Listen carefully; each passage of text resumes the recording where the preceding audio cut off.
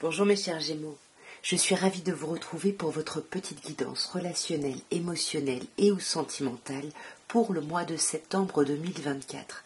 Donc vous le savez, regardez vos signes solaires, lunaires, ascendants mais aussi Vénus parce que nous sommes sur un tirage relationnel et que selon ces signes, vous pouvez avoir des messages. De toute façon, vous le savez, vous ne prenez que ce qui vous parle. Et on va commencer par une petite coupe au Light Year Tarot pour voir un peu l'ambiance générale de votre mois. Alors, nous avons à la coupe le 10 d'épée et le 5 d'épée. Deux cartes de mental. Ici, on se prend la tête, on veut atteindre quelque chose et on est prêt ou prête à utiliser n'importe quel moyen, mais c'est compliqué parce qu'on ne sait même pas si on va réussir, et nous, si on s'engage, c'est seulement parce que on est sûr de réussir.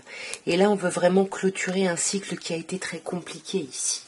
Mais voilà, est-ce qu'on va y arriver? On se prend vraiment la tête là-dessus. Alors, nous avons la roue de fortune, l'as de denier, l'arcane majeur de l'empereur, l'arcane majeur de la maison Dieu, qui s'appelle ici la tour, et le 3 de bâton. Alors, on a quand même 3 arcanes majeurs, un as, c'est quand même un jeu qui a l'air assez important. Avec la roue de fortune, en début de tirage, on vous parle d'un blocage. Là, il y a quelque chose, vous pourriez arriver à la croisée des chemins, mais il faut trouver quelque chose qui réactionne le mouvement ici. Ouais. Et pour moi, ça passe par, voilà, on pose carte sur table, on dit ce qu'on ne veut plus, on coupe vraiment avec ce qu'on ne veut plus et on exprime finalement ce vers quoi on veut aller. Et quand vous vous serez rééquilibré, j'ai l'impression que la roue se réactionnera. Voyez, ça vous redonnera de la vitalité, ça vous redonnera de l'énergie. Il y a vraiment quelque chose là avec cette reine de bâton où vous allez retrouver la force ici. On peut bien évidemment vous parler d'un signe de feu en face de vous, hein. Ce serait plutôt bélier parce qu'on a le bélier avec l'empereur. Mais bon, ça c'est vraiment à titre indicatif.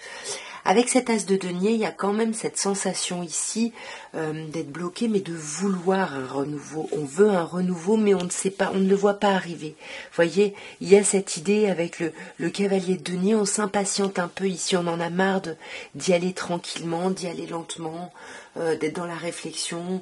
On commence un peu à tourner notre réflexion contre nous. C'est ce qu'on avait avec la coupe, finalement, avec cette idée d'être dans le mental.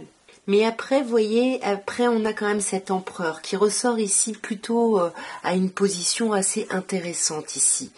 Vous voyez, il y a vraiment l'envie d'une stabilisation, l'envie de former un clan, une famille.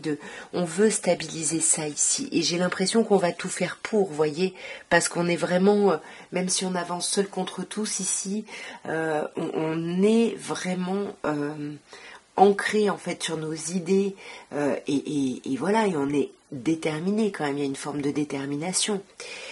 Mais avec la tour, on vous parle d'un bouleversement ici. Qu'est-ce qui se passe? Il y a un bouleversement, peut-être pour les personnes seules, il peut y avoir un coup de foudre, vous voyez, autour d'un événement, d'une soirée.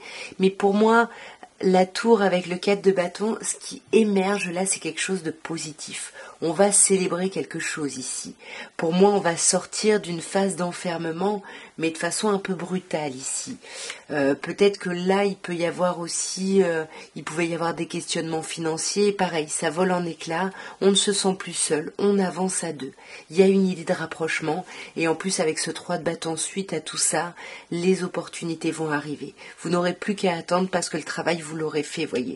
Ce cavalier de denier, mettre les petites choses en place, finalement, vous avez mis suffisamment de choses en place pour aller vers ce 8 de bâton, pour aller vers de la communication, pour que le mouvement s'accélère. Mais attention, ça peut vous angoisser un petit peu tout ça.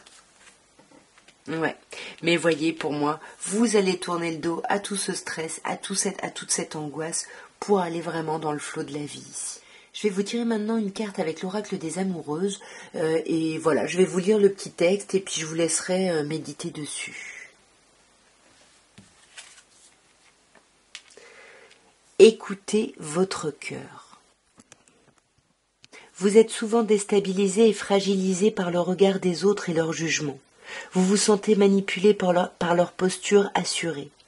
Pour mieux vous écouter, prenez de la distance et apprenez à ressentir ce que vous voulez vraiment. C'est ce qui est bon pour vous. Votre confiance pourra ainsi s'intensifier et vous permettre de faire des choix plus en harmonie avec vous-même. On va regarder maintenant avec une coupe, avec l'améthyste love, et on va voir un petit peu quels sont les messages qu'on peut avoir pour vous. Nous avons l'âme sœur et nous avons la consultante. Vous le savez, pour moi, la consultante, c'est vous. Peu importe votre genre, après, bien évidemment, vous adaptez selon les messages et selon votre situation. Mais là, on vous parle d'âme sœur. On vous dit que vous avez vraiment rencontré votre moitié. Vous êtes vraiment en présence de votre moitié. Il y a quelque chose de très fort ici. On va voir un peu plus dans le détail. Après, vous savez que moi, je ne maîtrise pas forcément ni les notions d'âme sœur, ni de flamme jumelle. Mais voilà, vous avez la carte qui est sortie quand même. Alors on a le karma, on a le lien ou la relation karmique, on a le passé. Peut-être quelqu'un que vous avez connu dans le passé, dans cette vie, dans une autre, mais pour moi, il y a une idée d'élévation. On passe à un autre niveau ici avec quelqu'un, par rapport à quelqu'un ou par rapport à son passé. Pour moi, voyez, on ancre quelque chose. On a encore cette idée de famille. On l'avait juste avant au tarot. Il y a vraiment ici l'idée de famille, de relations stables qui durent dans le temps. Et c'est ça, on passe à un autre niveau. On ancre une relation, on ancre quelque chose. On se réconcilie peut-être par rapport à son passé. On retrouve sa paix, son amour. Il y a quelque chose de chouette. Mais pour moi, j'ai quand même l'impression que ça parle à des gens qui sont en union. On vous parle d'amour, de contrat, de mariage dans l'air. On avoue encore, à vous d'adapter encore une fois, mais...